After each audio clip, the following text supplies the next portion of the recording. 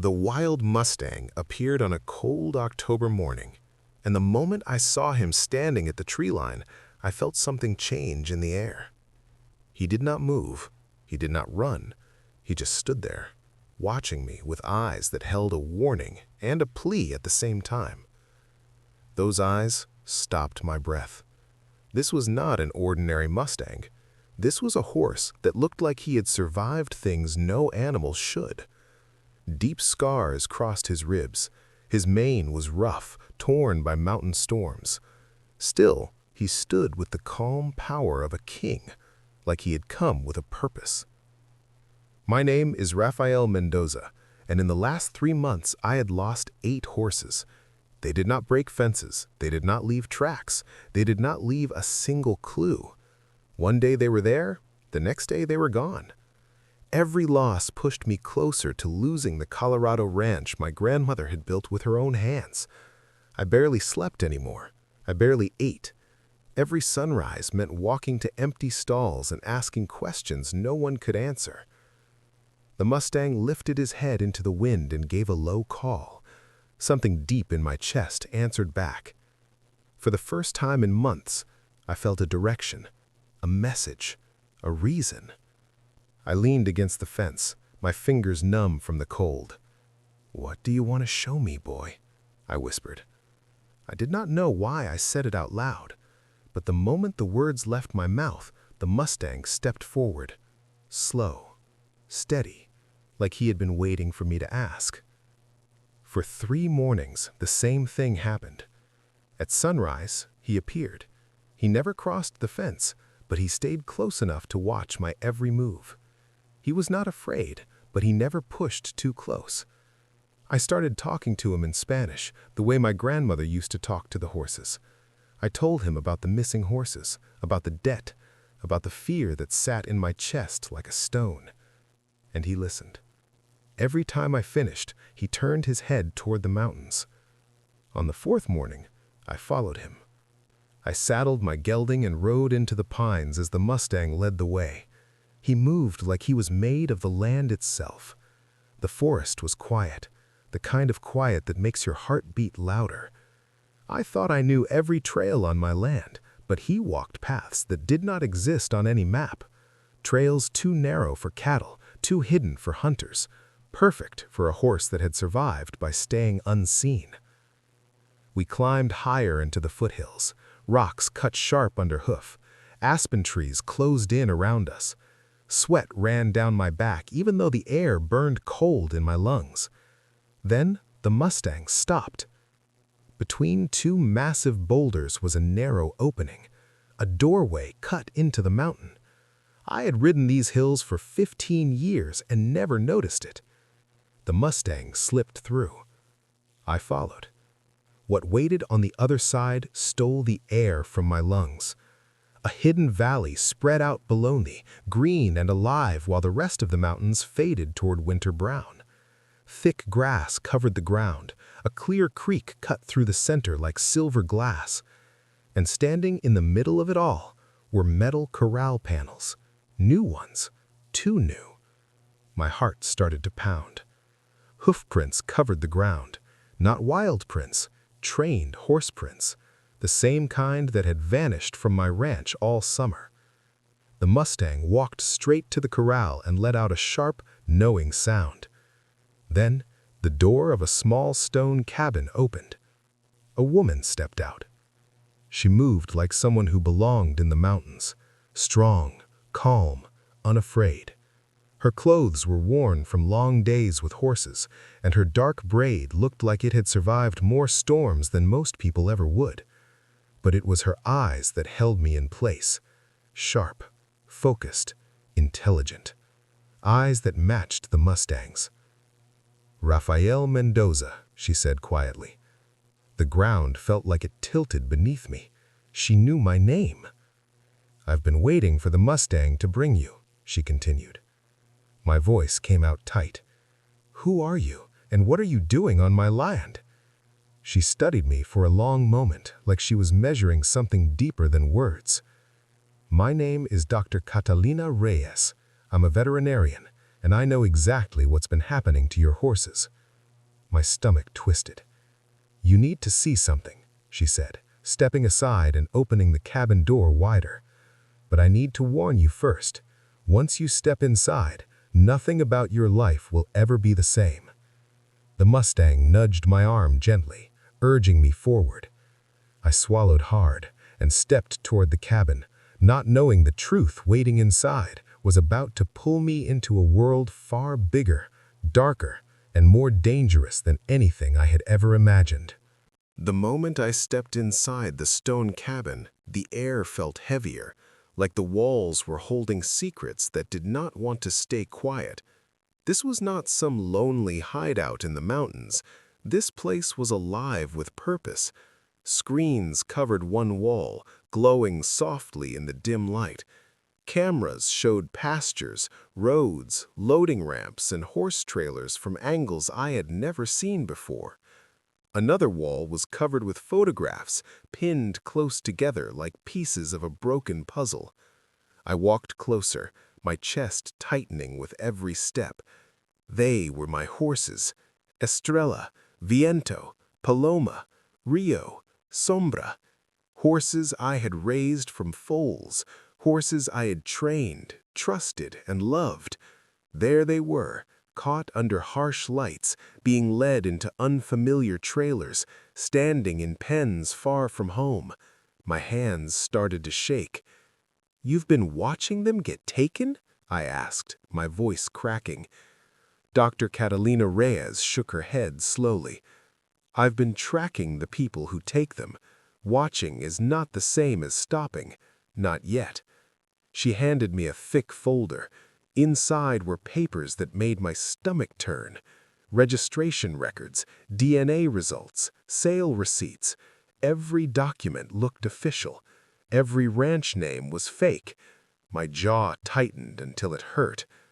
"These papers were used to sell your horses at illegal auctions," she said. "They did not disappear. They were stolen, targeted, and resold." I dropped into a chair, the weight of it all crushing down on me. "Why my ranch?" I asked. "Why me?"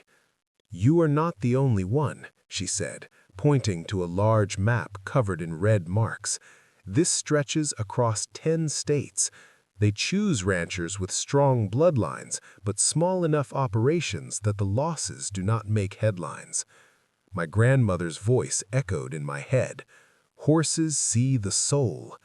Maybe that was why the Mustang had come to me. Maybe he had seen something in me I could not see anymore. Dr. Reyes picked up a photograph of a man in a suit shaking hands at a horse show. She said, "This is Vincent Ashworth, founder of Equestrian Elite Services, the biggest private horse brokerage in the West." "I know that name," I said. "They sell horses for more money than I'll ever see." "They steal horses," she corrected quietly. "Then they erase their past and sell them to the highest bidder." She pointed to another photo, this one of a hard-eyed man leaning against a truck. "Marcus Webb. He runs the field crews. He's the one who took your horses." Anger burned hot in my chest.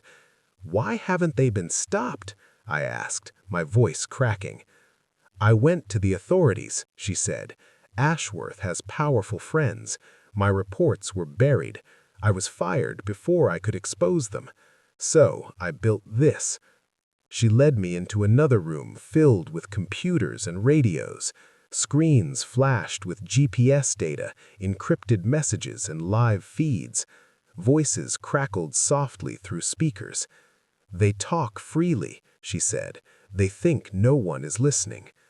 She pressed a button, and a recording filled the room. "Mendoza's ranch is next. The stallion alone is worth a fortune if we change the bloodline. Move before winter locks us out." My blood ran cold. "They're coming back," I whispered. Dr. Reyes nodded. "Tonight." My knees weakened, and I grabbed the edge of the table. My remaining horses, my stallion, my mares, everything I had left. "This is why the Mustang brought you here," she said. "He's been watching them for months. You were never meant to face this alone." I looked out the window. The Mustang stood on a rise, still and alert, watching the valley like a guardian. "What do we do?" I asked. She opened a secure channel on one of the screens. Names filled the display. Ranchers, investigators, a few lawmen she trusted. "The FBI is ready, but they need proof of an active theft." "So you let them take my horses?" I asked, my voice tight. "No," she said firmly. "We let them try." She pointed to the ridge above the valley. "We set cameras there, audio, night scopes. When Webb's crew moves in, everything is recorded.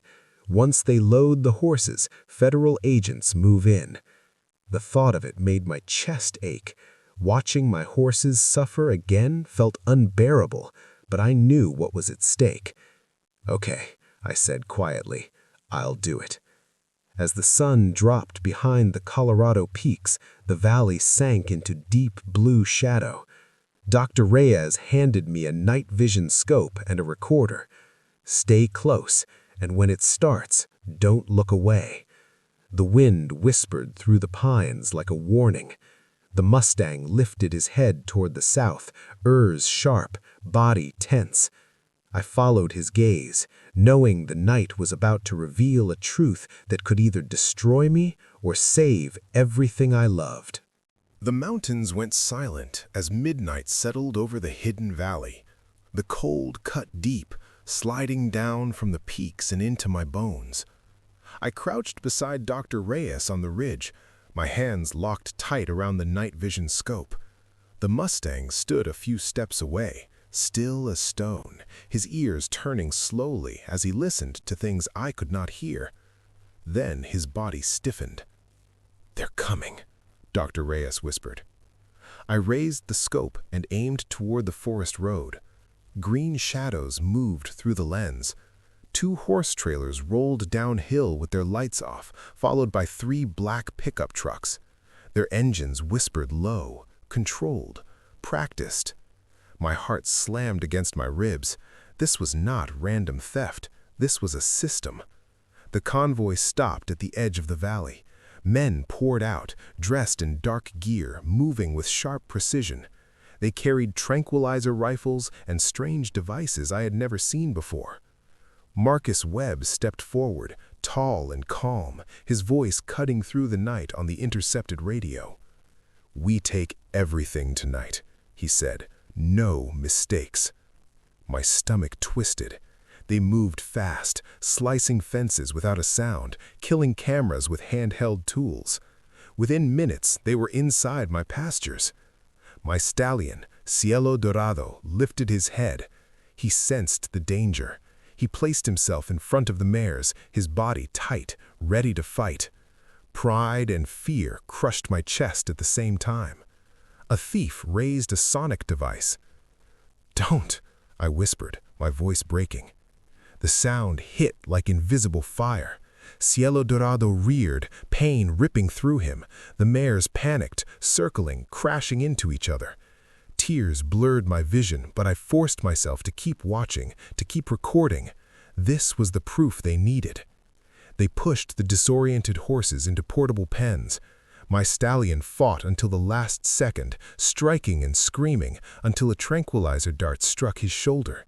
He went down hard. I felt something tear inside me. Then a calm voice cut through Dr. Reyes's earpiece. "All units, move." The valley exploded with light. Floodlights snapped on, helicopters thundered overhead, federal agents surged from the trees shouting commands. The thieves froze, trapped, blinded. Some ran and were tackled, others dropped to the ground. Marcus Webb was forced face down beside the trailer holding my horses. "It's over," Dr. Reyes said softly. Relief hit me so hard my legs shook. Before I could move, the Mustang launched himself down the ridge. He ran straight toward the trailers, fearless, focused. He struck one of them hard with his hoof, then let out a sharp call. "What is that horse doing?" an agent shouted. The trailer doors were thrown open. Inside were hidden compartments packed with forged papers, DNA kits, microchip scanners, and hard drives filled with fake bloodlines, proof of a crime far bigger than anyone imagined. An agent looked at me in disbelief. "Sir, that horse just exposed a national fraud ring." I stared at the Mustang, my breath shaking. "I know," I said. "He's not mine. He chose this." As dawn touched the peaks, my horses were released. Cielo Dorado staggered out first. When he saw me, he pressed his head against my chest.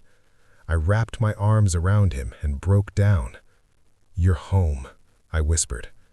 The mares gathered close, safe at last. The Mustang stood apart, watching. When I approached, he lowered his head and allowed me one quiet touch. Then he turned toward the forest and walked away, his scarred back glowing in the morning light. He had done what he came to do. And as he disappeared into the pines, I knew some horses choose their people and some choose their battles. He chose both. The valley felt different after the sun rose. The fear that had lived there through the night was gone, replaced by a quiet stillness that settled deep into my chest. Federal agents moved through the area, cataloging evidence, sealing trucks, and leading men away in cuffs. Marcus Webb was one of them. He never looked at me as they pulled him past, like I was already erased from his world.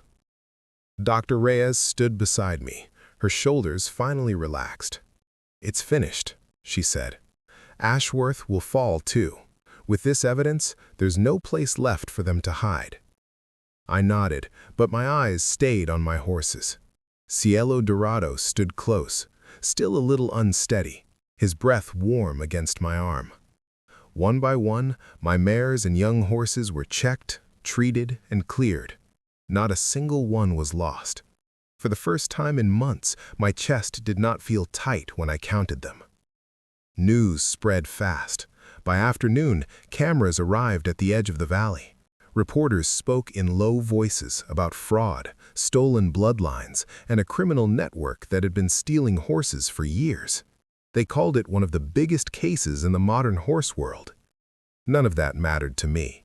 All I cared about was that my horses were safe. When the agents finally left, the valley grew quiet again. Dr. Reyes packed her equipment into her truck. "What will you do now?" she asked. I looked out across the grass, glowing gold in the afternoon light. "Go home," I said. "Rebuild." She smiled. "Your grandmother would be proud." Before she drove away, she paused. "Somewhere out there," she said softly, "that Mustang is still watching." I believed her. Back at the ranch, life slowly returned. The stalls were full again. The fences stood strong. Each morning, I woke up tired but hopeful. The debt did not vanish overnight, but help came from places I never expected. Ranchers I had never met reached out.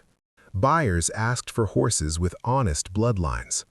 Truth, once spoken, has a way of spreading.